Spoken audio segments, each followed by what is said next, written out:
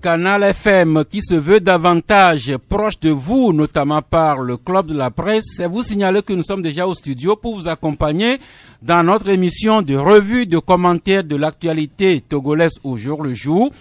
Et aujourd'hui déjà deux confrères ici au studio, Magloire Teko Kenvi de Flambeau des démocrates, bonjour. Bonjour Sas, bonjour Canal FM, bonjour à tous. Ambroise Yao Konjo de The Guardian paru aujourd'hui. Mais bonjour Ambroise. Oui, bonjour, bonjour Sas, j'espère que tu vas très bien. Et la belle famille aussi. Comme vous le voyez. Oui, je voudrais profiter pour dire bonjour à nos amis qui sont à Irfodel, qui forment dans le développement local, dans la décentralisation, la gestion des collectivités locales, qui font du bon travail là-bas à Brodaromé. Merci beaucoup. Eh bien, un troisième confrère, Elom Atichogwe, qui va nous rejoindre nécessairement.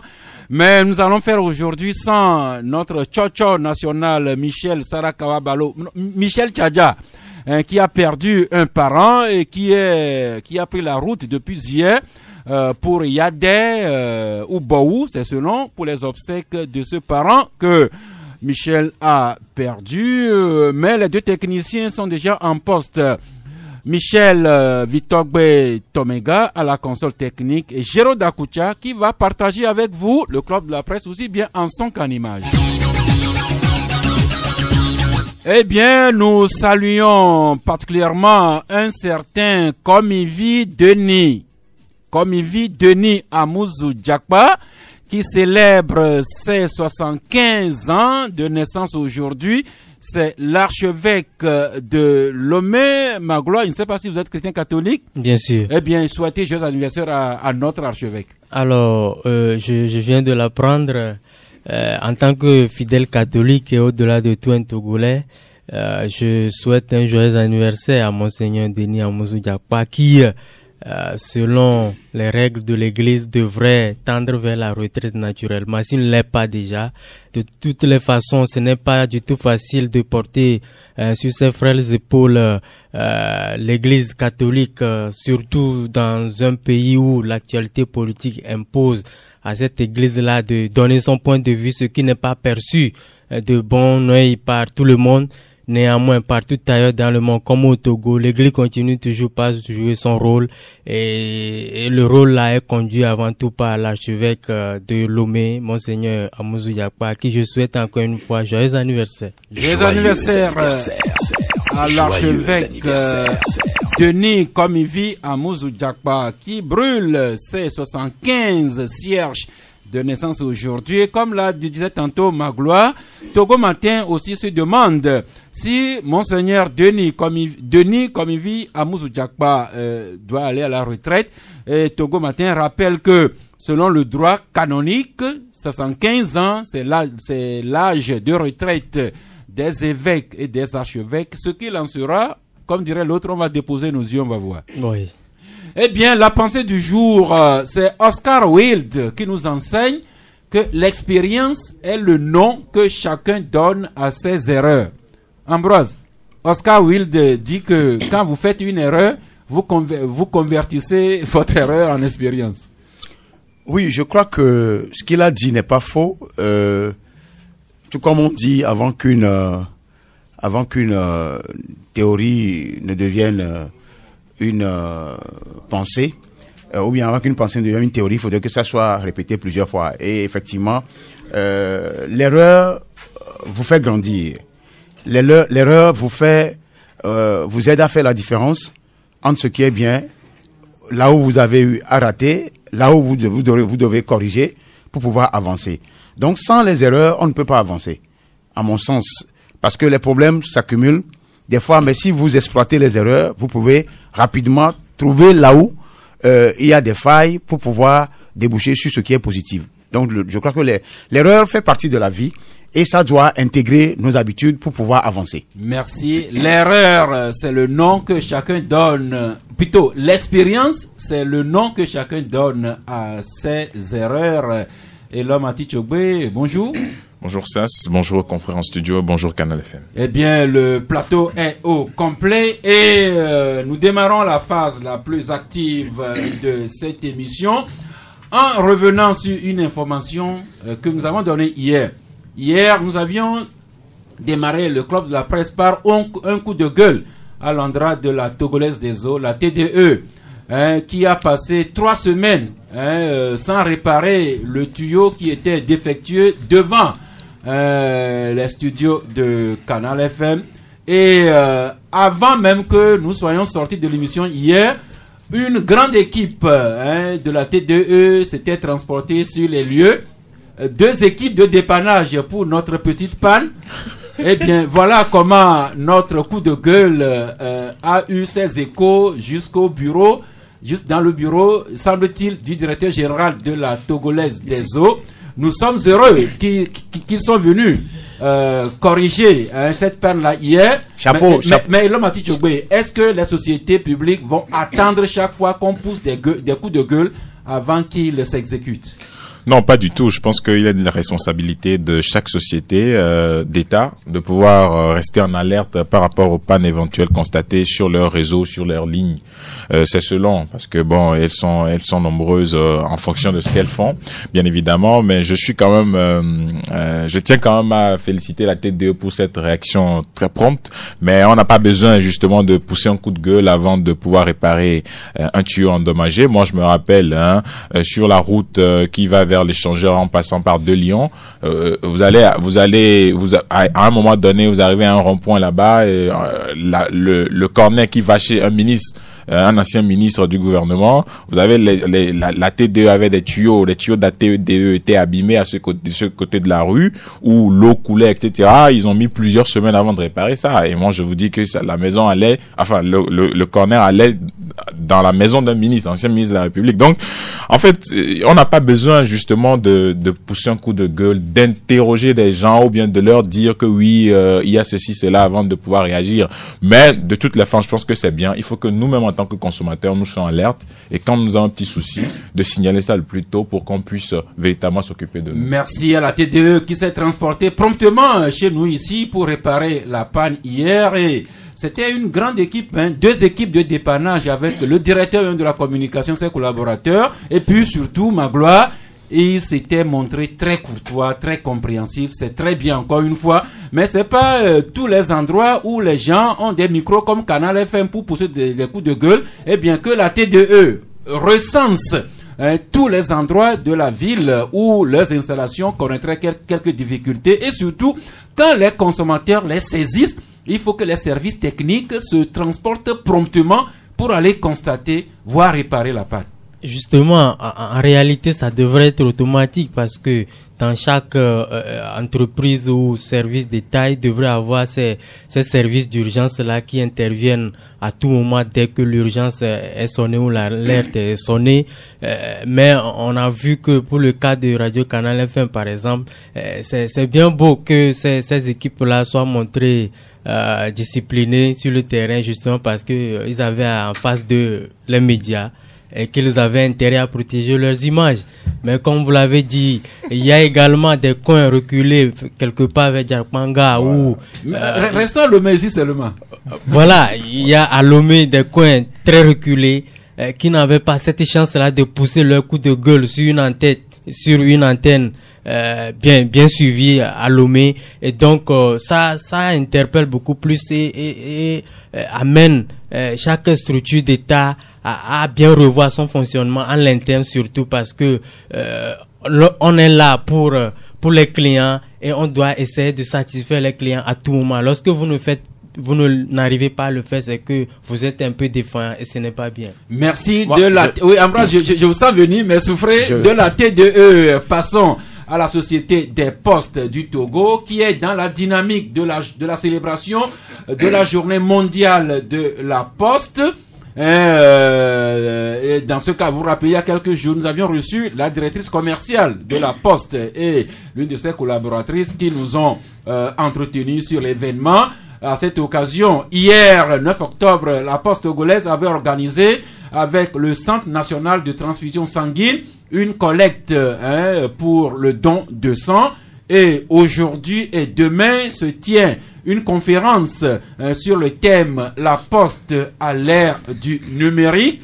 Et la Poste qui avait récolté des lauriers lorsque nos 2 invités étaient dans ce studio. Nous apprenons que les lauriers de la Poste togolaise lui viennent même d'ailleurs parce que le Togo, de par son service de la poste, est classé 85e sur 173 pays en matière d'indices intégrés pour le développement postal en 2018, à savoir la fiabilité, la portée, la pertinence et la résilience. Et la poste du Togo qui est au plan africain au 6e rang. C'est un classement de l'Union postale universelle. Voilà le classement de la poste togolaise qui a également reçu 2 prix cette année. Le premier prix porte sur la qualité de la relation clientèle pour son service EMS. Voilà TDE et Société des Postes. Ambroise, vous prenez quelle société? Bon, je prends la TDE. Puisque la poste, on en a jeté des fleurs la dernière fois. Oui. D'abord, je voudrais saluer la promptitude avec laquelle la TDE a réagi suite à l'émission ici. Je crois que ça doit inspirer d'autres institutions comme le ministère des Infrastructures. La route de Ségbé, on n'en finira jamais d'en parler. C'est une route qui détruit au jour le jour. Cette route est devenue un mouroir à tombeau ouvert. Et ceux qui ont acheté un véhicule il y a 2 mois, un véhicule qui doit être amorti dans 3 ans, risque d'être amorti dans 3 mois. Je le dis parce que c'est douloureux. Si ce que la TDE a fait à travers cette réaction, la ministre des Infrastructures, Madame Kassa Traoré, c'est ça, et autres, peuvent réagir aussi pour faire une programmation de la réhabilitation de cette voie de 6 ou 8 kilomètres. Je vous dis que c'est le peuple de Ségbé, de Clémé, d'Akato, d'Assabado, d'Afouamé et tout. Vous n'allez pas finir de les citer. Ils sont plus de 50 000 qui passent ce tronçon du matin, 7h, 6h déjà, à 19h. Et des accidents, plus de 5 par soir. Ils n'ont qu'à vérifier au niveau des pompiers. C'est vrai. Donc, j'implore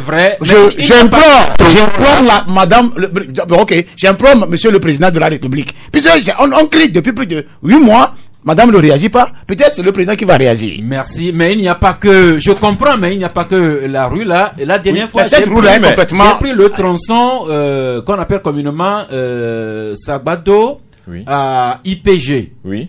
Une rue de 1,5 km. C'est une rue qui n'est pas bitumée. Vous avez fait 1 heure de temps. Et puis le samedi, je voulais aller saluer une parente qui est non loin du domicile du président sortant de la délégation spéciale de la préfecture de Golfe, le sieur Aboka. La rue qui mène chez lui, je ne vous dis pas. Et là, c'est pour dire que par ces temps de pluie, vraiment, notre réseau routier, notamment les rues qui ne sont pas goudronnées, elles prennent vraiment un grand coup. Oui, c'est de ça que je parle souvent. C'est-à-dire que quand on ne fait pas suffisamment de la prospective, c'est-à-dire que le plan de développement d'une ville, vous le mettez ou vous l'exécutez sur une partie de la ville, alors que les populations vont s'agglutiner à une partie. C'est-à-dire que aujourd'hui, les nouveaux quartiers Adidogom, Amadahome, Sagbado, Ségbé, etc., c'est construit en un laps de temps. C'est-à-dire que les gens sont venus en un laps de temps. Vous voyez la route dont on parle. Ségbé et Adidogom et Douane Ségbé, il y a aujourd'hui 3 pharmacies sur cette rue-là. 3 pharmacies.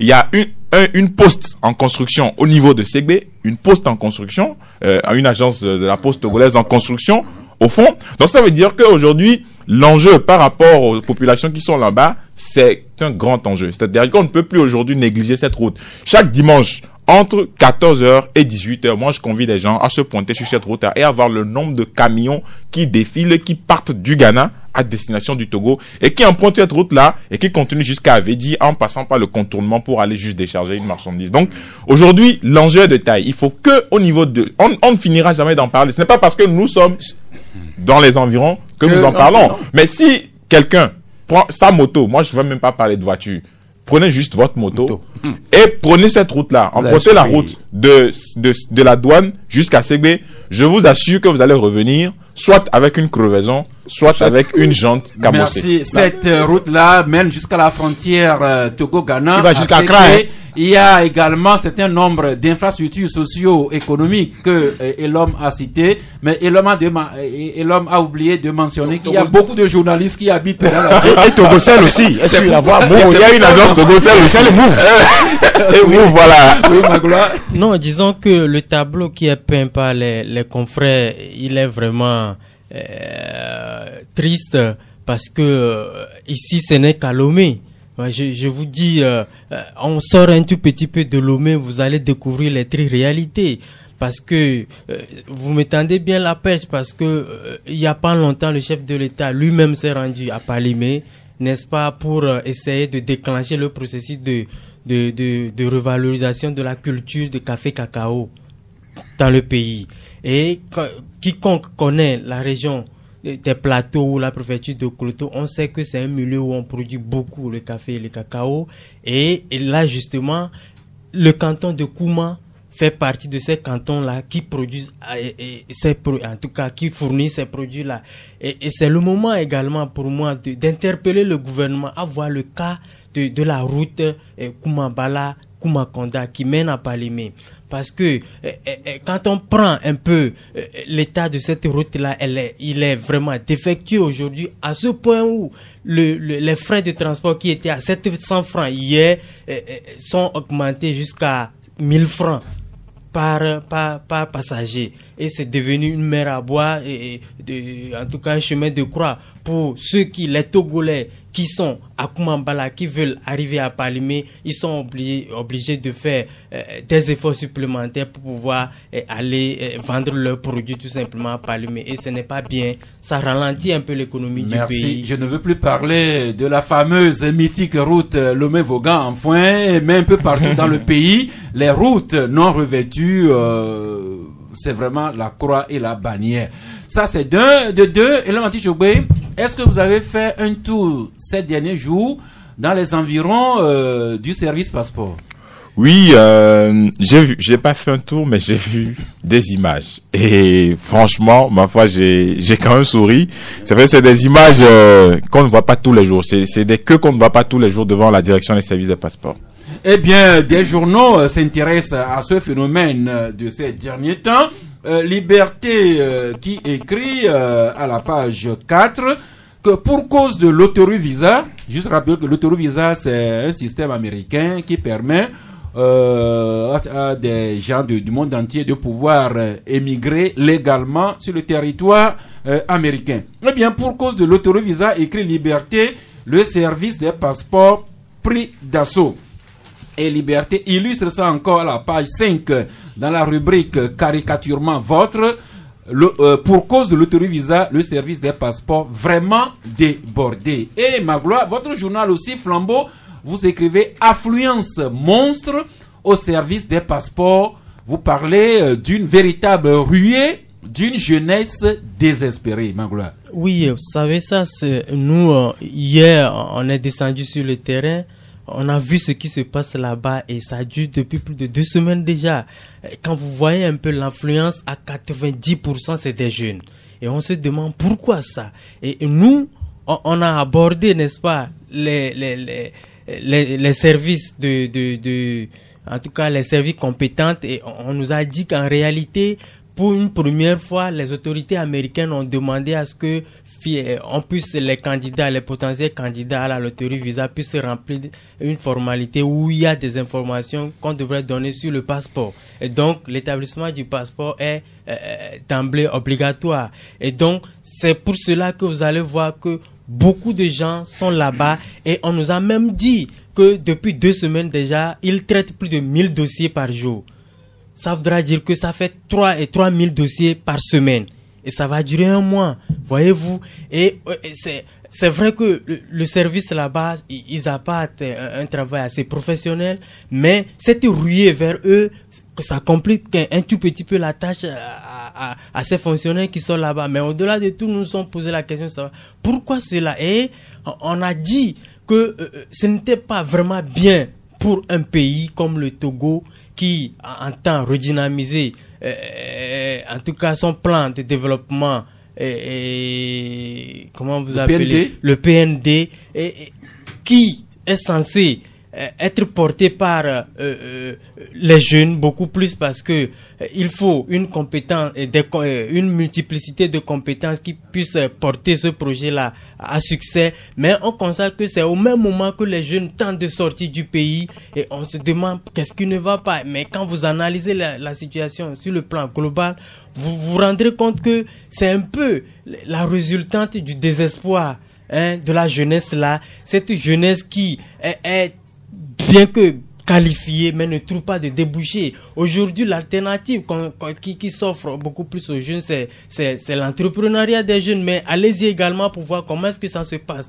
C'est comme si on a un tableau peint de jeunes entrepreneurs. Quand il y a tout projet, c'est une minorité de jeunes entrepreneurs qui sont et relancés, pendant que la majorité d'entre eux sont là, personne ne les connaît. Et donc la seule alternative pour eux, c'est de pouvoir sortir du pays pour voir s'ils peuvent se sentir humains. Et c'est très pertinent de voir la situation de la sorte. Et ça rapporte, en tout cas, ça rejoint ce que disait il y a quelques jours l'historien congolais Elika Mbokolo, qui interpellait beaucoup plus les dirigeants du continent à faire comprendre à la jeunesse qu'ils sont l'avenir du continent. Ils ont tout pour développer le continent et donc il n'était plus important de s'aventurer dans ces odyssées-là et qui permettent, ou du moins à nombre de ces jeunes-là, de finir leur course dans la Méditerranée. Et donc, c'est beaucoup plus une interpellation que nous allons faire aux autorités togolaises et africaine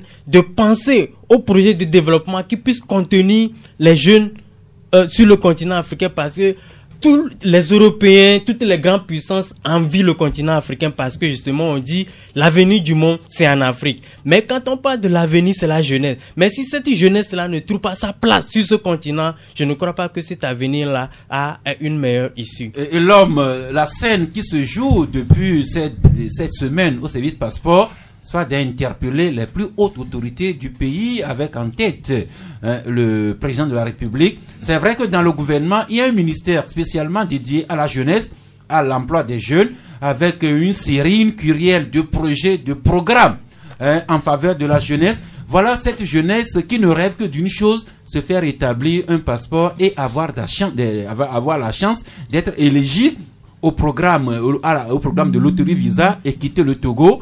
Eh bien, si ce qu'on recueille auprès des jeunes s'avère, le chef de l'État doit se sentir interpellé dans sa gestion de la jeunesse de son pays. Oui, je suis absolument d'accord avec vous. C'est très inquiétant cette ruée vers l'Occident. Surtout les images que nous avons vues hier par rapport à cette queue interminable devant la direction des services des passeports est inquiétante, parce que quand vous regardez bien l'image, vous voyez la file qu'il y a devant ce service-là juste pour se faire établir un passeport en cette période d'ouverture de la loterie Visa, parce que je pense que cette année il a dit que si vous n'avez pas le passeport vous pouvez pas jouer.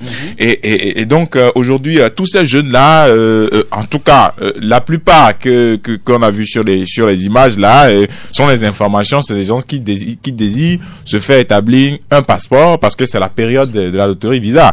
Et donc vous savez, c'est pas en fait un péché de jouer à la loterie Visa, mais en fait c'est cette volonté de quitter le pays qui pose problème. Aujourd'hui, dans les discours de toutes les autorités et de tous les ministres, de tous les responsables d'institutions, on dit que oui, nous misons sur la jeunesse, nous investissons dans la jeunesse. La jeunesse est le capital humain. Même au niveau de l'Union africaine, on vous dit que la jeunesse c'est la plus grande richesse de l'Afrique. Mais aujourd'hui, quand on prend le cas du Togo par exemple, et quand vous voyez toute cette queue, ou bien tous ces jeunes-là qui se tiennent devant le service des passeports pour se faire établir un passeport pour quitter le pays, il y a véritablement de quoi se poser des questions. Donc moi j'interpelle toutes ces personnes de bonne volonté, ou les autorités togolaises, à pouvoir réaménager ou bien réadapter la politique de la jeunesse, parce que aujourd'hui les jeunes se sentent lésés, que ce soit à travers diverses initiatives, que ce soit à travers des concours, etc.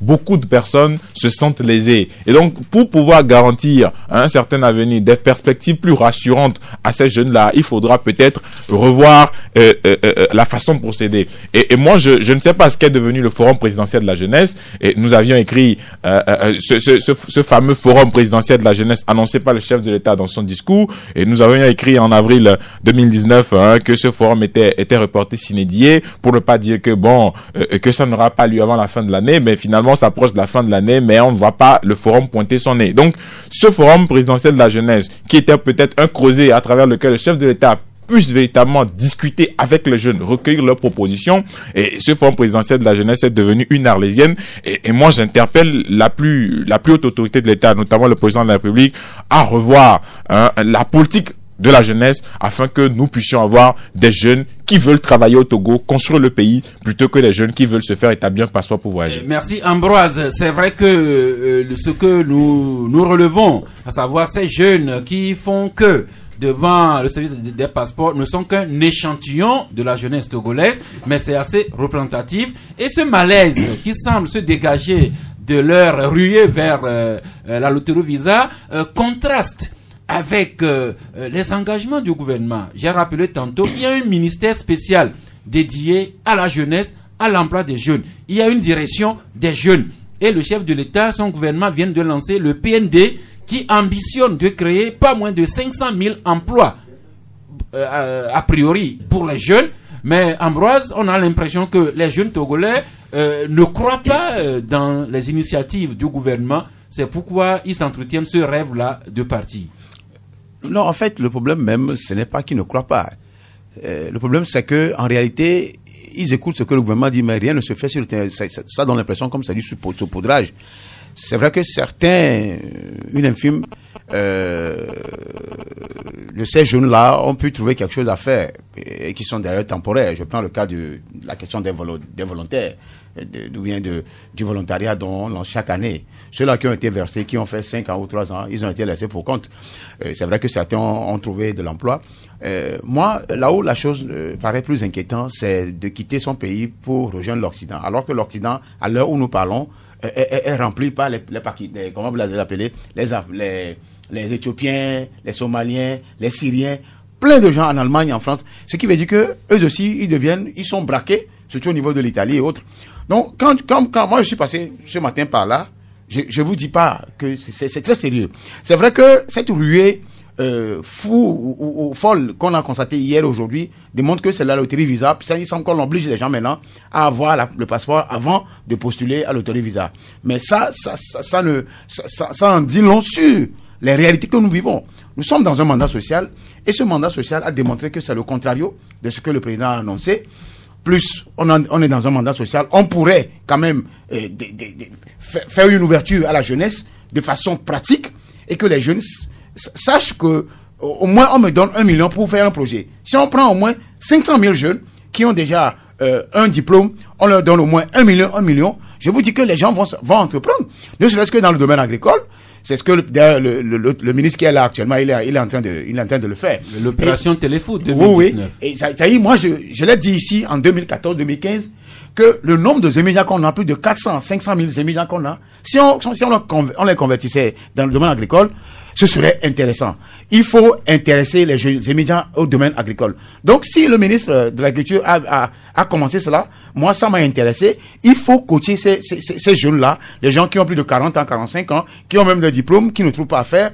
Et les autres qui sont maintenant, se sont agglutinés au niveau du service transport, qui vont les rejoindre, je dis que, et ça crée des problèmes de foyer aussi. Les gens sont plus dans les émigrants, ça crée un problème de foyer.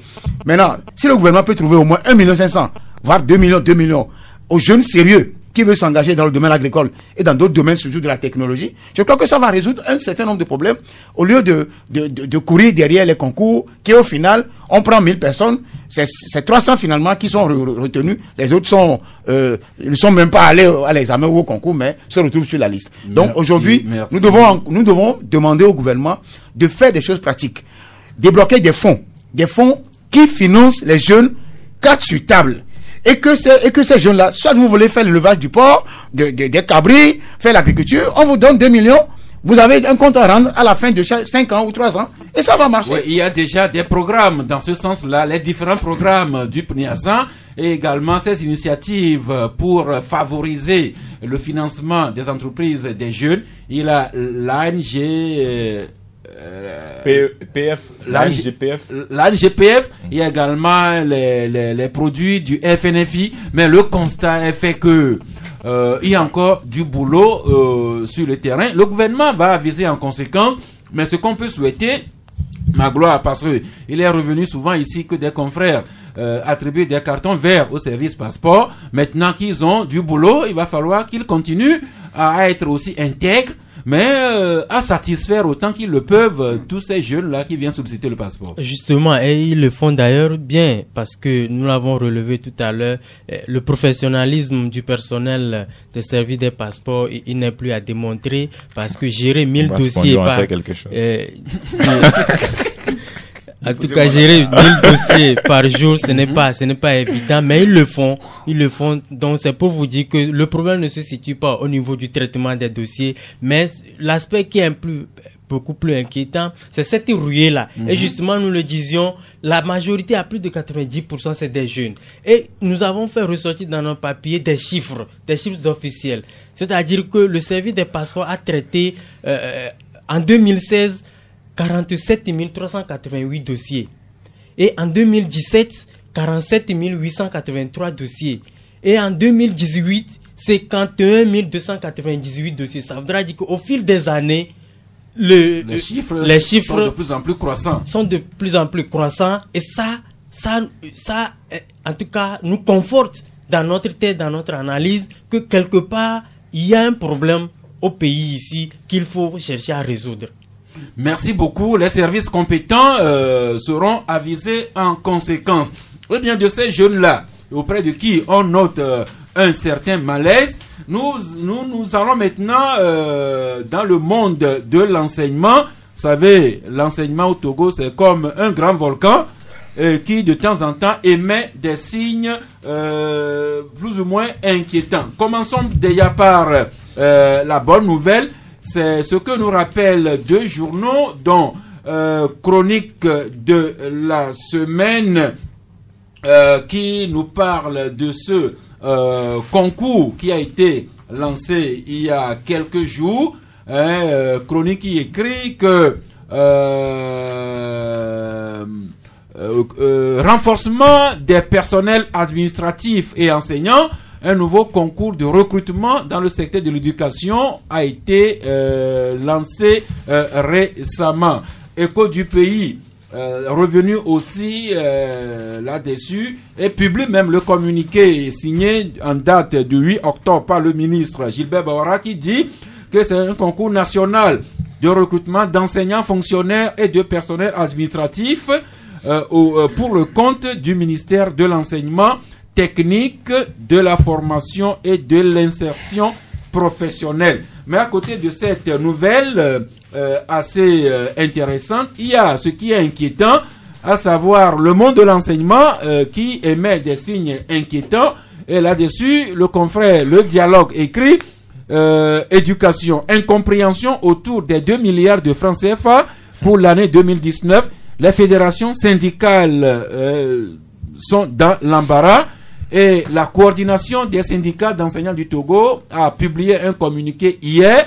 Et l'homme a dit, Magloire et Ambroise, vous avez lu ce communiqué? Oui, évidemment. Qu'est-ce que vous en retenez? Vous savez, si il y a un secteur qui, ces dernières années, par rapport aux dispositions qui ont été presque à revendiquer, etc., c'est bien le secteur de l'éducation, les enseignants d'abord. Mais il s'est posé le problème du statut particulier de l'enseignant et qui devait résoudre un certain nombre de problèmes propres à tous les corps de métier. Et ce statut particulier de l'enseignant, il a fallu que les enseignants commencent à donner de la voix pour que le gouvernement, à un moment donné, avec le concours de la primature du ministère de la fonction publique et du ministère du travail, puisse trouver une solution dans le cadre d'un groupe de travail afin que la rentrée se déroule de façon apaisée. Et donc aujourd'hui, ça continue et ça continue.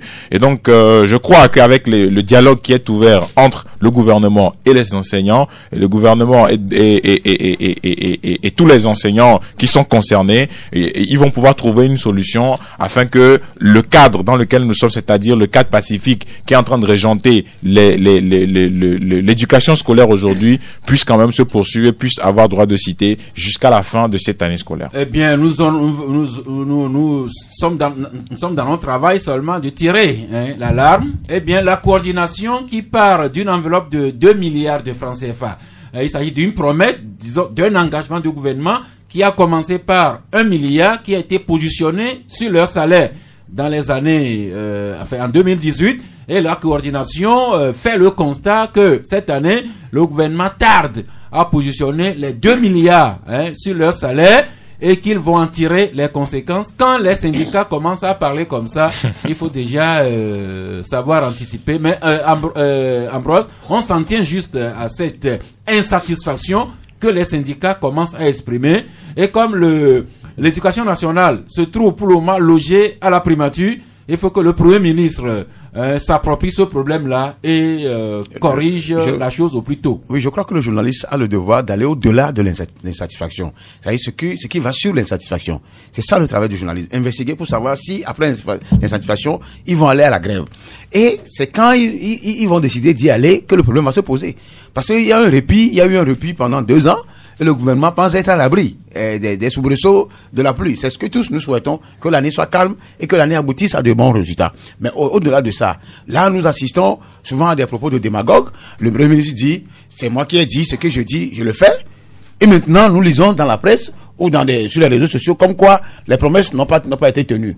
Ah, bonjour les grèves, bonjour les enfants avec les nimes cassés, comment vous les appelez, tout c'est pour occuper les rues.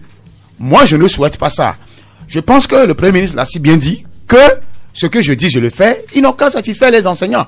Au mieux que les gens disent qu'ils en font de trop, ce n'est pas une question de trop. Nous, on a grévé. Et on nous a fait des promesses. Mais de grâce que les promesses soient faites.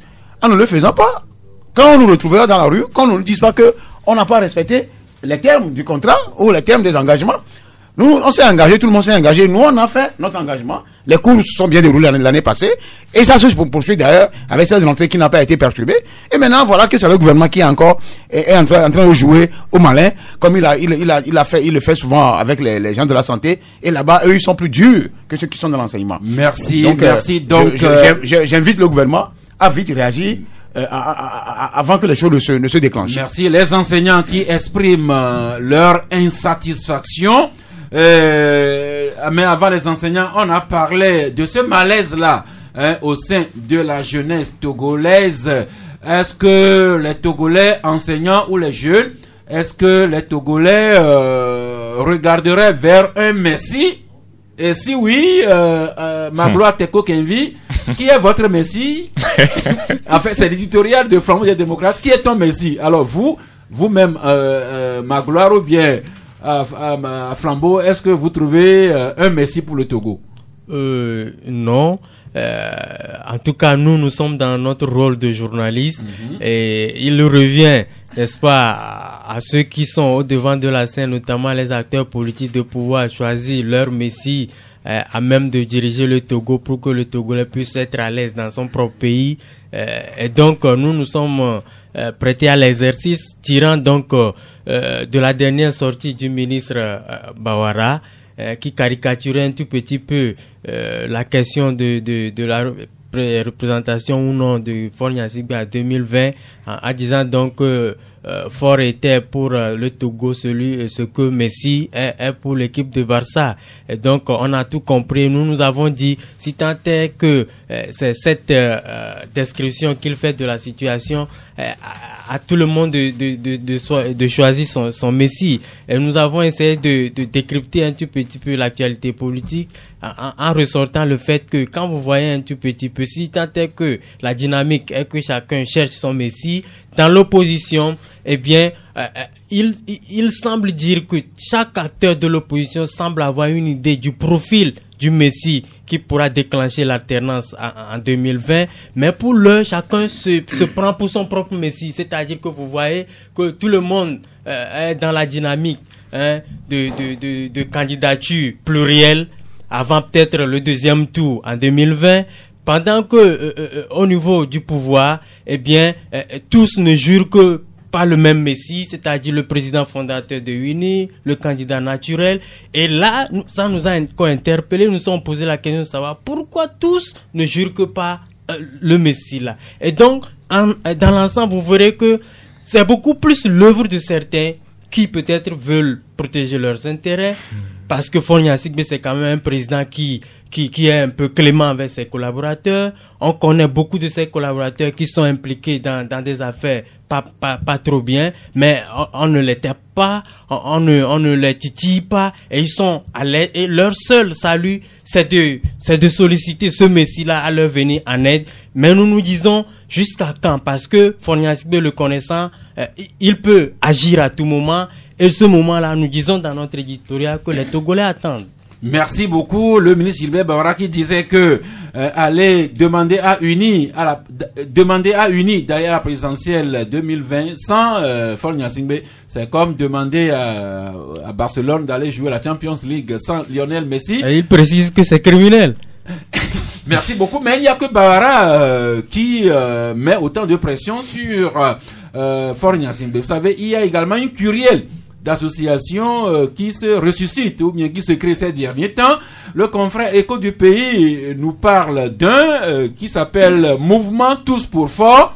Eh bien, le Mouvement Tous pour Faure exige une nouvelle candidature pour Faure Gnassingbé en 2020, et le Mouvement Tous pour Faure voit en la personne de Faure Gnassingbé l'homme providentiel, seul capable de bien conduire la destinée du pays pour les 5 prochaines années. Mais avant ces associations, et comme l'a dit Gilbert Bawara, il y a également des collaborateurs directs du chef de l'État, dont le Premier ministre, c'est l'homme Classou, le ministre des Affaires étrangères, Robert Doucet, ou le directeur, le président, Acholi Akleso, il est quoi? Secrétaire exécutif de UNI, également, qui le proclame Urbi et Orbi. Et Magloire, tout cela vous a inspiré, vous écrivez dans votre journal The Guardian, candidature ou non de Faure Gnassingbé en 2020, et vous nous donnez la raison pourquoi c'est l'homme Classou et Acholi Akleso s'agitent tant. Oui, les gens s'agitent, et en premier lieu, c'est le Premier ministre Classou qui a déjà annoncé la candidature de Faure Gnassingbé pour son 4e mandat, et ensuite suivra Acholi Akleso qui est le secrétaire exécutif de UNI. Ça nous a fait rire parce que quand les faiseurs de roi s'agitent, comprenez que les privilèges sont à sauvegarder. Et je le dis parce que dans le numéro passé, on a déjà parlé de Faure Gnassingbé qui prépare sa valise. Et quand vous lisez certains journaux, vous comprenez que c'est comme une prophétie qui est en train d'arriver. C'est comme si on n'est pas dans la même rédaction, mais ça se lit que Faure Gnassingbé même est en train de partir. Parce que les données géopolitiques au plan régional ne lui permettent plus d'avancer sur ce terrain. Surtout le dernier forum du Niger, auquel a cité plusieurs chefs d'État.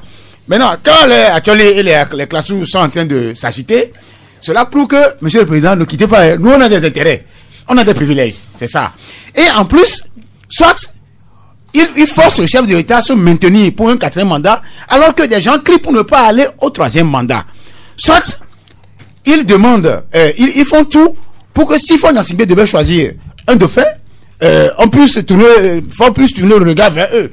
Donc tout ça là, pas forcément Acholi, mais il y en a dans le clan serré du chef de l'État, notamment le Premier ministre, Classou et autres. Mais leur premier objectif, c'est de faire en sorte que Faure Gnassingbé soit maintenu au pouvoir à travers un 4e mandat, voire un 5e, voire un 6e. Mais s'il y a un 20e mandat, Faure Gnassingbé puisse rester. C'est ça l'objectif. Merci. Donc, c'est vrai que il y en a d'autres raisons qui sont dans l'article qu'on va découvrir quand on va lire votre article. Mais Liberté s'intéresse également à ce phénomène. Liberté qui écrit dans sa rubrique sans détour, c'est l'homme Classou et ses ministres sont des griots de la cour du roi Faure Gnassingbé.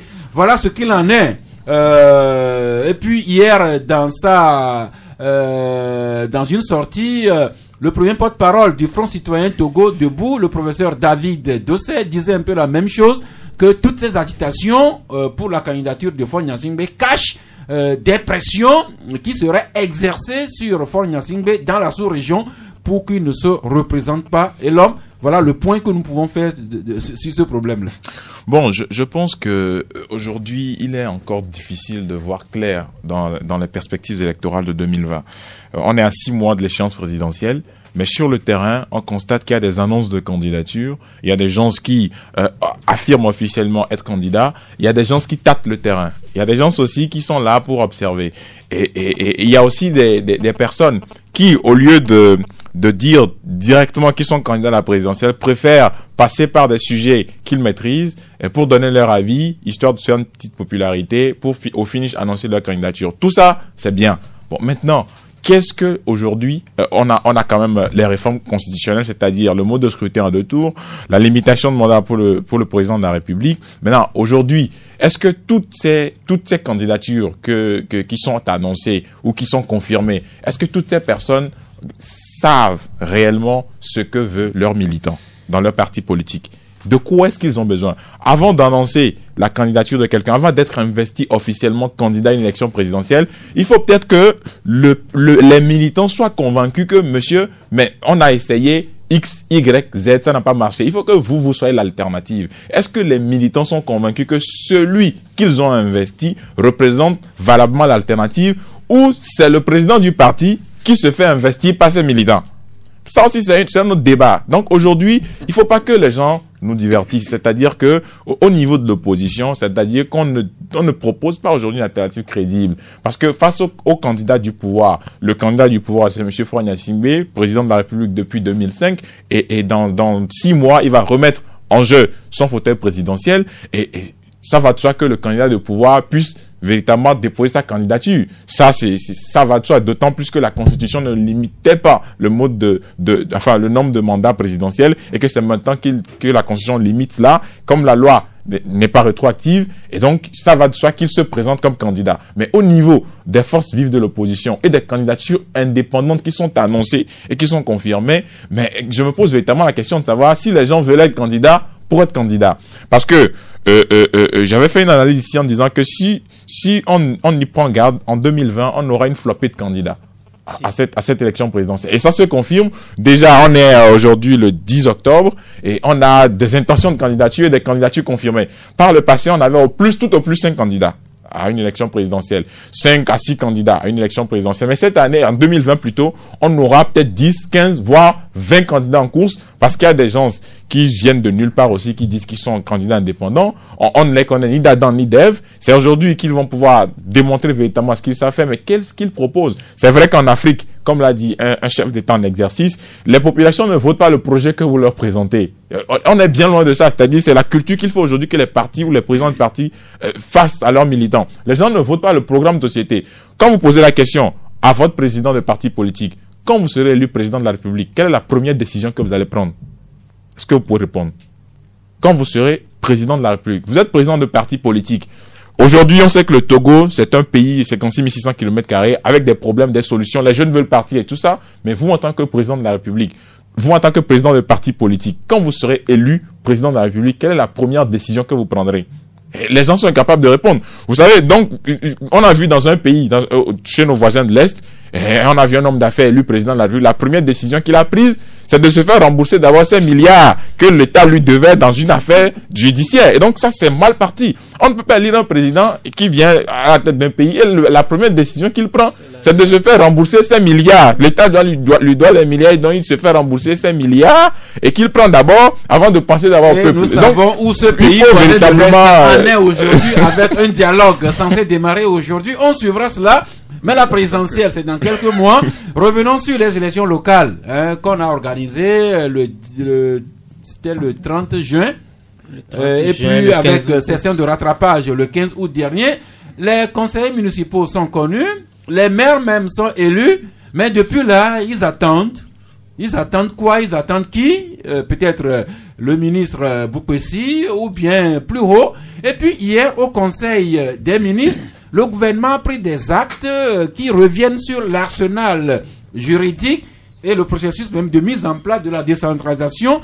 Eh bien, c'est Togo Matin qui nous rappelle qu'au Conseil des ministres, hier, le gouvernement a étudié 5 projets de loi et un décret. Alors, l'un des projets de loi est relatif aux attributions et au fonctionnement du district autonome du Grand Lomé. Voilà, donc on a élu des conseillers municipaux dans des communes fragmentées. Et puis maintenant, le gouvernement vient d'adopter ce projet de loi qui porte district autonome du Grand Lomé. Et ce district va englober la préfecture du Golfe et celle d'Aguenivé avec l'ensemble de les 13 communes. Donc les communes, les préfectures et puis les organes du district de Grand Lomé comprennent un conseil du district autonome composé pour moitié de conseillers élus par les communes du Grand Lomé et pour moitié des personnalités nommées par le président de la République. Et c'est ce conseil qui va élire en son sein un gouverneur du Grand Lomé. Finalement, quand tout cela sera mis en place, que seront en fait devenus les maires que nous avons élus, Magloire? Voyez-vous, ça, c'est un peu la particularité de la décentralisation à la togolaise que nous faisons depuis un moment. On l'a dit, quand vous arrivez à Dakar, Dakar, c'est une seule commune. À Paris, pareil. New York, pareil. Istanbul, pareil. Mais au Togo, on a décidé, par exemple, le Grand Lomé, c'est en 14 ou en 13 communes. Et à côté de Grand Lomé, il y a la préfecture d'Agué, avec combien de communes? 4 ou 5 communes, et ainsi de suite.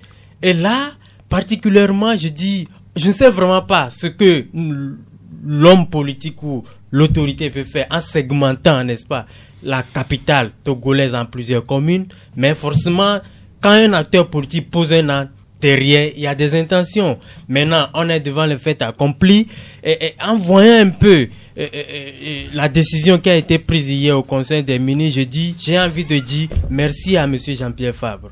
Il a fait quoi? Parce que justement, il a contraint le gouvernement à sortir, n'est-ce pas, ou du moins à parler beaucoup plus de ce qu'il y a hier et qu'on ne disait pas au Togolais. Sauf que le district de Grand Lomé était déjà contenu dans la loi sur la décentralisation dans sa dernière révision. Oui, tout à fait. Mais et avant les élections locales. Et avant les élections. Mais moi, la conception que moi je me fais de tout ça, c'est qu'il revenait beaucoup plus au gouvernement de communiquer sur tout ce qu'il y a comme programme, comme contenu de leurs actes juridiques et tout. Mais jusqu'hier, on n'en savait pas grand-chose de ça. Je ne sais pas si vous, Sasgaou, vous avez eu connaissance de ce qu'on vient de nous étaler. Moi, particulièrement, non.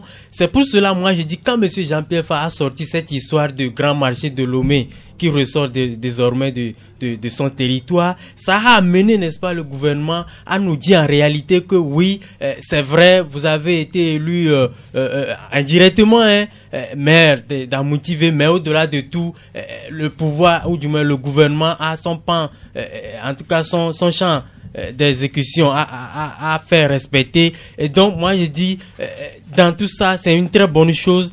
Ça va amener beaucoup plus les élus locaux à savoir à quoi ils ont affaire et à se préparer pour. Là, vous posez la question de savoir que deviendront finalement nos élus locaux. Finalement, nos maires, ils deviendront quoi? Parce que je rappelle, le grand district sera composé à moitié des élus et pour l'autre moitié de personnalités nommées par le président de la République. Et c'est ce conseil qui va élire en son sein le gouverneur. Donc, de facto, ce gouverneur-là va chapeauter les petites communes de nos arrondissements. Moi, je remarque qu'il est facile à un gouvernement illégitime qui fonctionne avec des arguties légalistes de fabriquer des lois iniques contre le peuple qu'il est censé gouverner. C'est un peu long, mais ça a un sens. Moi, j'ai appris ça depuis ça fait 3 mois qu'il y aurait un gouverneur pour chapeauter, pour pouvoir contrôler les maires. Ce qui est incommensurable. Les maires du Grand Lomé. Oui, ce qui est incommensurable dans le fonctionnement même de la décentralisation dans les pays évolués et civilisés. On a cité certains tout à l'heure. Je me suis demandé pourquoi on a fractionné le Grand Lomé pour en faire 13 communes. ça n'a pas de sens. Ça n'a aucun sens de popularité, ça n'a aucun sens de légitimité, ça n'aura même pas de sens dans le fond de la décentralisation. Tout simplement, le gouvernement veut tirer tout à ses profits. C'est-à-dire, il veut tout avoir, tout. Et quand vous voulez tout avoir, vous risquez même de vous embourber dans votre propre turpitude. C'est là où nous tendons vers. Moi, ça voudrait dire que Jean-Pierre Fabre qui est maire aujourd'hui, ou quelqu'un qui est maire du Golfe 4, il y aura quelqu'un qui n'est pas élu, ou qui n'est pas élu par le peuple. Qui pourrait ne pas être élu. Oui, qui va chapeauter toutes ces actions, et va te prendre des bâtons, et tu as fait ça. C'est ça. C'est ça. Eh bien, c'est ça en réalité. Voilà, on retient. Mais un beau jour, tout ça là va retourner dans son tombeau, c'est ça, non? Pour que la vraie démocratie. Merci. Et s'applique là, au voilà tombeau. le grand district composé pour moitié de conseillers municipaux élus et pour moitié de personnalités élues, nommées par le président de la République. Et c'est ce conseil qui va désigner le gouverneur. Et le projet de loi hier a précisé également les prérogatives du district et de Grand Lomé et de son gouverneur. Mais l'enseignement que Chronique de la semaine en tire déjà, ce journal parle de fin de rêve du président de la République du Golfe 4. Le Grand Lomé, le grand marché de Lomé ne relèvera pas du ressort territorial de Jean-Pierre Fabre et de la commune d'Amouti-V, mais plutôt du Grand Lomé. Voilà, ça va se mettre en place et puis on va voir. Et puis hier également, au Conseil des ministres, le gouvernement a pris un décret portant modalité d'organisation et de fonctionnement du fonds d'appui aux collectivités territoriales. On comprend pourquoi les maires n'ont pas pris fonction. C'est seulement hier que le gouvernement a analysé le mécanisme même de fonctionnement et de financement de nos communes. Et là, oui, c'est pour ça, ici, j'avais posé la question de savoir ceux qui étaient candidats aux élections locales, est-ce qu'ils savaient véritablement là qu'ils posaient? Est-ce qu'ils cernaient bien les contours des maires qu'ils sont ou des conseils municipaux qu'ils sont appelés à devenir demain? Il a suffi de cette lettre de monsieur Jean-Pierre Fabre, maire élu de Golfe 4, pour se rendre compte de ce qui va se passer sur le terrain véritablement. Vous savez, moi j'étais un tout petit peu gêné par ce truc ou bien cette institution créée par en Conseil des ministres hier, parce que vous savez, on ne peut pas aujourd'hui nommer des gens pour diriger des personnes élues. C'est pas possible quoi. C'est-à-dire que il se pose un problème juridique. Vous êtes sur un terrain où on décide de nommer des gens et de nommer des gens et c'est-à-dire il y a des personnes qui sont élues et il y a des gens qui sont nommés et on vous dit que non, que au sein de ce conseil là ou de ce grand district, ces personnes là vont élire quelqu'un, et si la personne qu'on élisait comme gouverneur était l'une des personnes nommées par le président de la République, c'est grave. Est-ce que la légitimité de ceux qui étaient élus serait véritablement enclenchée ou serait entamée? Oui, bien évidemment, parce que c'est le peuple qui décide du dirigeant ou des dirigeants qui vont devoir exercer ses droits et ses attributs. Mais si on nomme des gens qui vont venir diriger des élus, il se pose un problème. Donc, je souhaiterais qu'on puisse véritablement relancer le débat sur le plan juridique. J'avais bien dit sur ce plateau la dernière fois, en fin de semaine dernière, que la lettre de monsieur Jean-Pierre Fabre, sur le plan juridique, il y a débat. Et moi, j'aurais aimé que des juristes s'asseyent pour en débattre, pour qu'on puisse avoir véritablement ce qui se passe. Parce que dans la gestion des communes, il y a ce qu'on appelle des compétences transférées, des compétences réservées, les compétences réservées, c'est plutôt du domaine de l'État, du ressort de l'État, c'est-à-dire la défense, les finances, les affaires. Mais il y a ce qu'on appelle au niveau des communes, les compétences transférées, les compétences propres, etc. Et donc, la gestion de marché fait partie des communes. Oui. Voilà. Donc, si aujourd'hui on veut prendre le débat sur le terrain juridique avec les tests que nous avons en la matière, et je souhaiterais véritablement que des juristes s'asseyent et qu'on puisse faire le débat sans passion politique. Sincèrement, je voudrais que ça soit sans passion politique, mais on est en politique et donc il y a toujours des intérêts qui se croisent sans le marché. Vivement que les débats s'ouvrent. Sans le marché là. La commune du Golfe 4, qu'on appelle jusque là, va vivre comment? Allez voir l'école primaire de Boka. En déconfiture. Non seulement ça va vivre comment? La route même. Au-delà de ce marché de grand marché. Mais quand le gouverneur du Grand Lomé sera élu au sein du conseil du district du Grand Lomé, répondez à ma question, qu'est-ce que les maires élus deviennent? Oui! Et le Mali a bien fait un développement. Merci, mais l'autre nous sommes sur une autre planète ici, hein. Non, nous sommes au Togo. Non. Eh bien, un sujet qui défrait la chronique sur les réseaux et que vous ressortez aujourd'hui. Le comité de crédit au plan national a siégé il y a quelques jours. Et là, 7 institutions de microfinance ont été épinglées, voire carrément fermées. Vous en parlez dans votre parution de ce jour, Elom. Oui, fermé tout simplement parce que il fallait assainir le secteur, assainir le cadre, mais ça devient inquiétant. Inquiétant dans la mesure où déjà l'accès au crédit au Togo est difficile. Aujourd'hui, les petites dames, les bonnes dames qui veulent avoir accès au crédit, c'est avec toutes les difficultés du monde pour démarrer une activité. Microfinance comme banque. La banque n'en parle même plus parce que aujourd'hui c'est difficile de demander un prêt en banque facilement. Maintenant, les microfinances... Dans ce sens-là, l'agriculture que le gouvernement présente comme l'une de ses priorités, eh bien l'agriculture manque de financement au sein des banques. Oui, évidemment. C'est pour ça que, vous savez, j'ai toujours dit qu'il faut véritablement faire les choses dans une certaine perspective. Le Togo a beaucoup de ressources agricoles. Vous prenez par exemple, la dernière fois j'ai dit ici, quand je suis sorti d'une conférence avec le ministre de l'Agriculture, une conférence de presse qui disait que le Togo a 300 000 tonnes d'excédent de manioc, des tonnes de miel. Vous voyez? Et donc tout cela aujourd'hui est des hectares pour la narcade et tout ça. Bon, maintenant, bizarrement, il n'y a pas de banque agricole au Togo. Il n'y a pas une banque dédiée à l'agriculture. Depuis que la CNCA a fait faillite. Voilà. Ben, tout le monde s'accorde à dire que l'agriculture, c'est l'avenir, on multiplie les techniques de financement, multiplie. On a un grand projet comme le MIFA, mais on n'a pas une banque agricole derrière.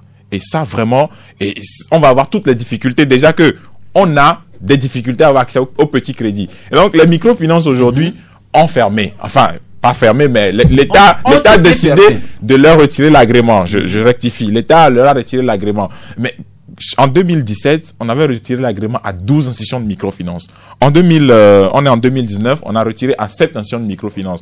Bon, maintenant, ça sert à quoi véritablement de donner l'agrément ou si on n'étudie pas solidement la base? Parce que moi, je me pose des questions. Ceux qui ont aujourd'hui leurs petits sous là-bas, ils vont devenir quoi? On connaît l'affaire IDH dans ce pays. Et on sait comment ça a fini. Et on sait comment ça a fini. On n'a pas inquiété des gens ici dans ce pays. Mais vous vous rappelez du scandale ICC, à Cotonou, au Bénin, ICC Service au Bénin. Vous savez comment ça a pollué tout l'environnement béninois. Donc, aujourd'hui au Togo, je me demande sur quelle base on donne l'agrément à ces institutions de microfinance qu'on est obligé de fermer quelques années après avoir donné cet agrément-là. Donc, il faut que véritablement on puisse réétudier l'agrément ou les perspectives de toutes ces structures-là pour qu'on puisse savoir ce qui se passe. Vous n'êtes pas sans savoir que présentement, il se passe un autre scandale au niveau d'une fêtière, une grande fêtière de microfinance. Et donc, on se pose la question de savoir, mais tout ça, comment est-ce que l'État gère? Comment est-ce qu'on donne l'agrément? Comment est-ce qu'au niveau même de l'APSFD, l'Association professionnelle des systèmes financiers décentralisés, on est en train d'apprécier tout ce qui se passe autour des microfinances? Merci. Je rappelle la pensée du jour de l'œuvre d'Oscar Wilde. L'expérience est le nom que chacun donne à ses erreurs. Nous avons fait beaucoup d'erreurs dans cette émission que nous convertissons en expérience et nous nous ouvrons sur vous pour nous aider à corriger. Canal FM. Eh bien, le 22, 21, 33, 74 ou bien le 22, 20, 19, 68, ces deux numéros sont à votre disposition pour intervenir sur l'un ou l'autre sujet que nous avons traité aujourd'hui. Alors. Oui, bonjour. Bonjour, ça. Oui. Vous voulez parler directement dans le micro et un peu plus fort, s'il vous plaît? Oui. Je voudrais intervenir par rapport à 2 points. Oui. D'abord, je remercie vos confrères Allez-y directement sur Ambroise et l'homme par rapport à 2 points qu'ils ont évoqués. Et d'abord, je retire à mon engagement au propos de votre confrère Ambroise par rapport à l'agriculture. Il faudrait que le gouvernement mette vraiment des fonds pour aider les médias, comme il a dit. Ça sera important. C'est au vu de ça que le peuple va avoir un ouf de soulagement. C'est très important. Mon second point, c'est par rapport à la privatisation des 2 banques, BTB et la BTCI. Oui. En privatisant ces banques, vraiment, c'est pour tuer les entreprises. Vous savez que au Togo, les banques étrangères qui sont installées au Togo ne vont jamais vouloir aider les Togolais. Ils vont faire une phase d'aider, mais ça sera un faux problème. Parfois, quand nous sollicitons la ligne de crédit ou bien la caution bancaire auprès de ces banques, ils n'octroient jamais. Donc c'est pour tuer les entreprises, les sociétés autres là. Donc il faudrait que le gouvernement puisse revoir ce point-là. Merci Patrick. Nécessairement, il faut que l'État ait des banques. Oui, vous avez déjà tout dit, les autres sont en attente, sauf qu'on n'a pas parlé de la privatisation de l'UTB BTCI hier, mais l'ami Patrick Cézine en a parlé lui. L'auditeur suivant, bonjour. Oui, allô, bonjour. Oui. Oui, c'est M. Kodjo. Oui, nous vous écoutons. Je voudrais m'adresser à M. Ambroise Kodjo. Vous voyez la lettre de M. Jean-Pierre Favre, ce que ça a suscité. Depuis que l'ANC est dans le Parlement, et moi je le suis, c'est ce parti qui sort des documents probants. Aujourd'hui, on nous parle de chercher un candidat. Mais il y a un parti qui travaille, qui est implanté sur toute l'étendue du territoire. Et ce parti, c'est le parti ANC. Maintenant, les autres partis, ils ne font rien, mais ils sont là pour le critiquer. Le PMP qui nous dit qu'il va empêcher le 20 décembre, il n'a pas pu l'empêcher. Maintenant, il nous demande encore d'empêcher le 4e mandat du Fort.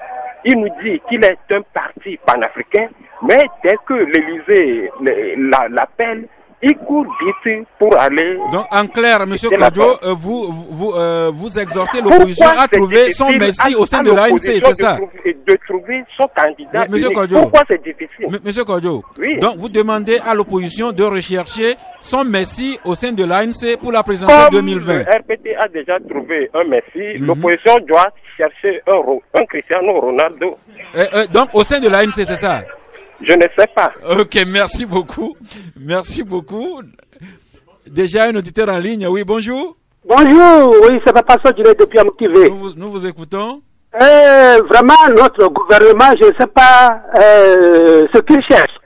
Puisque avant, on avait nommé les gens sur la commune et on a demandé à la population d'élire les conseillers. Les conseillers parmi ces conseillers, on va faire sortir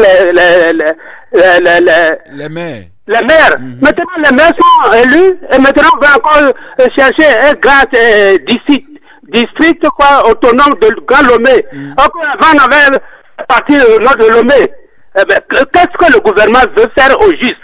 Merci. Je vous en prie, Papa Sodjine. L'auditeur suivant en ligne, déjà, bonjour. Bonjour, monsieur Tass. Oui. C'est monsieur Ben Abdel. Ben Abdel. Oui, oui. Oui. Monsieur Tass, vraiment, j'ai mal à la tête parce que par rapport à tout ce débat, vraiment, je ne sais quoi dire. Non, buvez un grand verre d'eau et puis la migraine va vous passer. Vraiment, on le boit tous les jours. Donc, moi, c'est un seul point qui m'intéresse. Par rapport à la jeunesse et à l'agriculture dont le gouvernement crie tous les jours. Et parce que je vais vous dire une chose, ce pays, nous avons beaucoup de potentialités, que ce soit en potentialité humaine et ressources, comment l'appelle-t-on? Si je veux prendre le volet agriculture, on a des terres. Oui. Les terres bien fertiles, le climat est assez bon aussi. Oui, assez bon, voilà. Mais le problème, notre problème dans ce pays, parce qu'il n'y a pas la volonté, monsieur Sass. Moi qui vous parle, j'ai un peu fait certains voyages, que ce soit au Burkina, au Bénin, en Guinée. Je suis revenu. Quand je suis revenu dans ce pays, je suis parti directement voir une autorité dans son bureau. Je lui ai dit, ok, c'est ça mon problème. Moi, je suis né dans un milieu agricole. Donc, je voudrais vraiment me relancer dans l'agriculture, mais je n'ai pas de moyens. Mais je voudrais quelqu'un qui doit me financer. Parce que ce qu'on dit, PND, on va faire... Moi, je n'en sais rien de ça. Donc, il faut qu'elle puisse me relier à une personne qui peut me financer. Là, on va travailler B2B. Oui. Je vous dis que je suis là jusqu'à aujourd'hui. Seulement, elle m'a appelé, elle m'a dit que, non, que bon, il y a un chantier quelque part, si je vais travailler comme moi. Je leur dis non. Vous voyez, c'est ça le problème aujourd'hui. Les gens ont des millions, ils ne veulent pas... La personnalité vous a parlé de quel chantier? Pour les jeunes. Et aujourd'hui, on dit quoi de téléfoot, on dit. Aujourd'hui, quand ce ministre va partir, vous allez voir que tout ce programme aussi va partir avec lui. Eh bien, je retiens pour l'essentiel que notre ami pose le problème de difficulté de financement de l'agriculture. Déjà, un auditeur en attente. Bonjour. Bonjour, monsieur Taff. Oui. Cher depuis Copenhague, depuis le Danemark. Ah, notre ami de Danemark. Ouais, je crois que ça fait plus d'une semaine, on souffrait d'être en contact à l'écoute de la radio. Merci. Vous êtes en ligne aujourd'hui. Nous vous suivons. C'était pour rentrer abonner sur la politique. J'ai compris, on a écouté notre cher frère, cher Ambroise, dans son développement. Excusez-moi, j'aimerais qu'il soit assez courtois au niveau de ses propos. Ses parents, on l'écoute et on aimerait avoir une bonne éducation. On aimerait apprendre beaucoup. Vous voyez, le Togo, nous sommes dans une école de la démocratie. Et nous, les Togolais, nous avons notre propre ville, je dirais, notre constitution. Donc, essayez de revoir cela. Merci. Nous sommes en apprentissage de la démocratie. Merci, merci. Donc, vous souhaitez beaucoup plus de courtoisie dans nos propos. Oui, merci. S'il vous plaît. Merci, c'est entendu.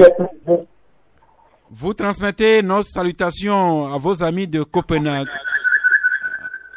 Oui, le suivant déjà, bonjour. Allô? Oui. C'est Papa Sibiti. Papa Sibiti de Djidjolé. Je vous salue tous. Nous vous saluons aussi. Ça, c'est tous les journalistes. Vous voyez, le Togo, les Togolais, nous ne savons pas ce qu'il faut. Et nous ne savons pas ce que nous cherchons. Hier, c'était les délégations. On vote les maires aujourd'hui. Vous voyez ce qui se passe. Nous avons dit que c'est pas bon. Maintenant, c'est comme les troglodytes de Montesquieu qui avaient ils disent qu'ils ont un mauvais roi. On leur salle de bon roi, c'est toujours des problèmes. Monsieur Sass et les autres, décidez et concluez. Merci. Sauf que c'est pas nous qui décidons ici. Nous vous informons justement sur ce que les décideurs font. Déjà un auditeur en attente, bonjour. Allô, bonjour. Oui. Abonné. Abonné, oui, nous vous écoutons. Et enfin, monsieur Sass, j'ai deux sujets. Allez-y. Mais pour l'aborder, vous avez donné deux numéros. Il semble que vous ne prenez que sur un seul numéro. Ça fait 2 semaines que je n'ai pas pu appeler à cause de cette défaillance-là. Ah bon? Merci. Ok, je transmets ça au technicien. D'accord. Pour le premier sujet, c'est par rapport au champion, au Messi du Parti uni.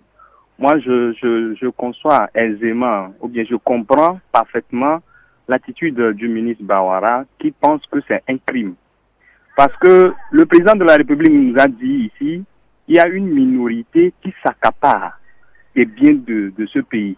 Ce qui fait que nous, jeunesse, qu'on nous appelle dans leurs projets partout par-ci, nous avons l'envie de quitter le pays aussitôt l'opportunité se présente. Maintenant, comme cette minorité y est toujours, ils sont là à voler 17 milliards. S'il vous plaît, 24 milliards. L'auditeur précédent parlait de courtoisie, s'il vous plaît, s'il vous plaît. On a volé ou pas? Non. L'OTR, est-ce que 17 milliards n'ont pas disparu? Il y a des débats qui se font, mais il n'est pas avéré qu'on puisse accuser celui-ci ou celui-là d'avoir volé, s'il vous plaît. Vous me laissez continuer dans oui, mon mais analyse. à condition que vous soyez courtois. La crise alimentaire qu'on a constatée au niveau de l'agriculture, où on doit donner à manger au peuple togolais, mais on laisse gaspiller. Lorsque vous prenez nos routes, tout l'argent là qui est dépensé sur ces routes-là, tout est parti à l'eau. Les projets à l'eau. Donc, il faut quelqu'un qui peut maintenir cette minorité-là. Et c'est ça le président de la République. Aussitôt ce président va partir, ils sont soumis à un crime. Ils pensent qu'on va les tuer. Donc, je leur dis, courage, on ne va pas vous tuer. Vous êtes des Togolais comme nous. Nous sommes là. Nous allons travailler ensemble. Mais n'ayez pas peur que vous allez mourir, cher ministre. Ça, c'est la première partie. Deuxième partie, il y a une émission qui tient sur la lettre de M. Fabre. Depuis la semaine dernière, je ne sais pas pourquoi les gens s'acharnent sur Jean-Pierre Fabre. Je ne suis pas militant de Jean-Pierre Fabre, je ne suis pas sympathisant. Mais la lettre que dépose M. Jean-Pierre Fabre, il ne veut pas construire tout le marché du grand marché. Il veut construire une partie. Et les marchés font partie de la prérogative d'une mairie. Comment on peut dire que c'est parce que c'est 22 milliards, que c'est de gros sous qu'on ne peut pas laisser ça à la disponibilité. Ça veut dire qu'on ne fait pas confiance à Amplucia, on ne fait pas confiance à la Cour des comptes pour aller juger Jean-Pierre Fabre lorsqu'il aura fait des détournements. C'est vraiment dommage. C'est-à-dire que nous avons des institutions qui ne fonctionnent pas. Merci l'ami abonné, mais à l'avenir, pour vous-même et pour tous les autres, la courtoisie, ça nous est très cher. Et merci d'être aussi concis et net pour que le maximum d'auditeurs puissent entrer en ligne. Au suivant et au dernier de ce jour, bonjour. Merci beaucoup de m'avoir donné la parole. Je vous en prie.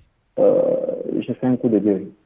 Allez-y. Par rapport aux 2 rues ou routes que vous avez citées aujourd'hui, la route de Ségué, on va inviter tout juste nos autorités à laisser les 4x4 et de prendre juste une... Vous parlez directement dans le micro de votre appareil?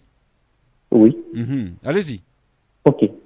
On va les inviter à laisser les 4x4 et de prendre une voiture berline et marcher, rouler un peu sur cette voie et ils vont constater. J'interviens aussi par rapport à l'auditeur de Danemark qui parle de courtoisie. Je ne comprends pas pourquoi il passe ça, M. Ambroise. Moi, je ne connais pas Ambroise, je ne vous connais pas. Mais vous savez, on doit admettre les opinions de tout et chacun de nous. C'est la vérité et avançons avec la vérité. C'est tout. Merci. Mais sur la courtoisie, ce n'est pas Ambroise, ce n'est pas X, ce n'est pas Y. C'est une leçon, enfin, c'est une mesure que nous imposons au Club de la Presse. On peut dire des choses très dures, mais en respectant la personne dont nous parlons. C'est pourquoi je fais l'effort à chaque fois que quelqu'un veut déraper un peu, j'essaie de le rappeler à l'ordre. C'est pour que l'émission se situe dans les règles de la civilité. Nous en avons besoin aussi. 93.5 Canal FM. Eh bien, nous sommes de retour ici au studio. Vous avez chacun 1 minute pour faire une dernière précision avec votre carton. Je commence par Ambroise. 1 minute. Oui, moi je voudrais juste dire que nous sommes dans un pays où les gens ne se retrouvent plus. Les gens ont faim, les gens n'ont pas d'emploi. Ceux qui ont des bistrots ou le bas bistrot, des boutiques, sont accablés par des taxes, des impôts. Et beaucoup de jeunes sont en train de fuir le pays. Et maintenant, on nomme on nomme un tout puissant pour gouverner les maires. On n'a pas encore nommé. C'est un décret. On va nommer. On va bientôt nommer. Qui a été pris. Donc, je pense que dans la logique régalienne, c'est que les maires eux-mêmes choisissent quelqu'un qui puisse être gouverneur, les coiffer. Si réellement il y a lieu de nommer quelqu'un ou de désigner quelqu'un pour faire un gouvernorat.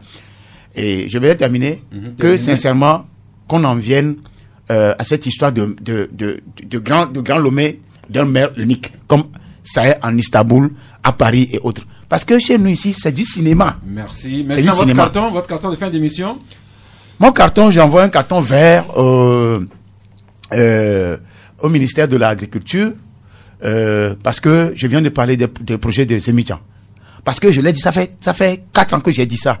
Et bizarrement, ce ministère est revenu sur ça. Je souhaiterais que ce projet continue dans le sens de financer maintenant dans le concret. Financer au moins 1,7 million ou 2 millions les émigrants qui ont la volonté d'aller travailler la terre, de faire de l'élevage, de faire des maraîchers pour nourrir le Togo et que leurs familles même se nourrissent. Merci à l'endroit de Noël Koutera Bataka, ministre de l'Agriculture.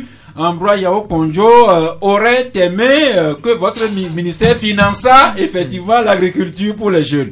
Et là, Mati Chogwe, vous avez 60 secondes. D'abord, coucou particulier à une personne qui nous écoute chaque jeudi. Et deuxième chose, je n'ai pas de carton, mais j'ai un coup de gueule.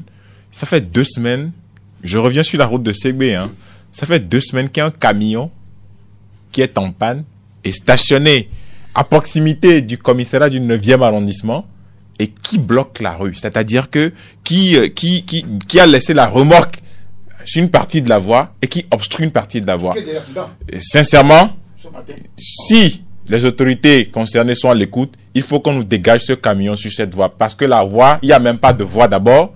Et s'il doit avoir une remorque qui doit avoir une partie sur la route et obstruer sur le passage retour, il faut véritablement qu'on puisse nous trouver une solution parce que le matin à 7h du matin, ce qui se passe sur cette route est extrêmement catastrophique. Et je présume que le directeur des transports routiers ferroviaires qui habite la zone et qui pratique la rue là, regarde ce camion en panne depuis 2 semaines. Oui, tout le monde regarde le camion et ça fait 2 semaines que le camion est là et ça bloque même la voie. Il y a une voie qui va de l'autre côté, personne ne peut passer, et donc il faut qu'on nous dégage ce camion. Merci, Magloire Teko Kenvi. Ben, moi j'ai un carton vert à adresser aux conducteurs du personnel administratif et des particuliers, parce que ces messieurs-là ont estimé qu'il était important de se retrouver en syndicat pour mieux défendre leur cause, parce qu'à un moment donné, ils se disent, ils sont les premiers à quitter leur maison, ils sont les derniers à revenir à la maison très tard dans la nuit, ils sont presque des objets parce que on cherche les conducteurs soit au téléphone, au marché ou dans les discussions informelles, et que ça n'a pas bien, les patrons les prennent comme des objets, des propos malveillants à leurs endroits et tout, et donc ils ont jugé de cheminer désormais dans un syndicat dénommé le SINUTCAP, qui est le syndicat le syndicat de l'Union des transporteurs, des conducteurs du personnel administratif et des particuliers. Et depuis quelques jours, ils se sont constitués en syndicat donc pour mieux défendre leur cause. Et donc je leur adresse ce carton vert là et interpelle tous les conducteurs à adhérer à ce syndicat. Parce que c'est en étant fort, c'est en étant unis qu'on est plus fort. Bien sûr. Merci, joyeux anniversaire à la petite Folie MFA Penola. C'est son papa, Folie Georges Appelete, qui se trouve, de surcroît, fidèle auditeur du club de la presse, qui souhaite joyeux anniversaire à sa petite fille, Folie MFA Penola. Oui, si vous permettez ça, si je finis en souhaitant bonne journée de jeudi à tous les membres de la collectivité d'Océaba, Kenvi, à Klakou.